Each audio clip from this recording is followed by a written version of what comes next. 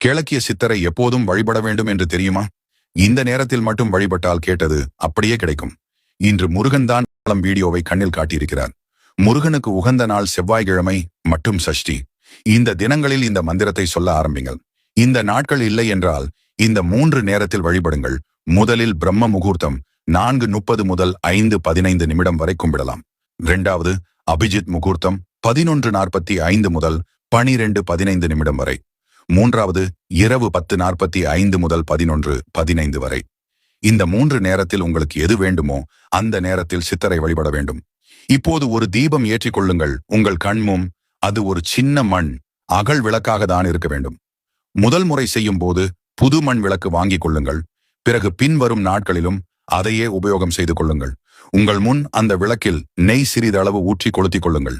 பக்கத்தில் ஒரு கிளாஸ் தண்ணீர் வைத்துக் கொள்ளுங்கள். இப்போது கண்ணை மூடிக்கொண்டு உங்களுக்கு என்ன நடக்க வேண்டுமோ அதை கூறி 108 முறை கேளக்கியர் சித்தர் நமோ நமஹா என்று சொல்லுங்கள். நீங்கள் கேட்டது சின்ன விஷயம் என்றால் 2 நாளிலேயே நடந்துவிடும். கொஞ்சம் பெரிய காரியம் என்றால் 30 நாள் ஆகும். ஆனால் இந்த 30 நாளும் இந்த அறிகுறி எல்லாம் உங்களை சுற்றி நடக்கும். நீங்கள் மந்திரம் சொல்லி சரியாக 2வது நாள் உங்கள் வீட்டிற்கு வெள்ளை நிற வண்ணத்து பூச்சி வரும்.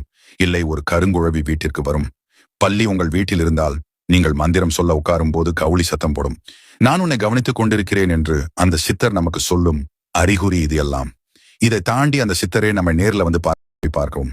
இப்போது கமெண்ட் அனைவரும் சொல்லுங்கள், கேளக்கியர் சித்தர் நமோ நமஹா.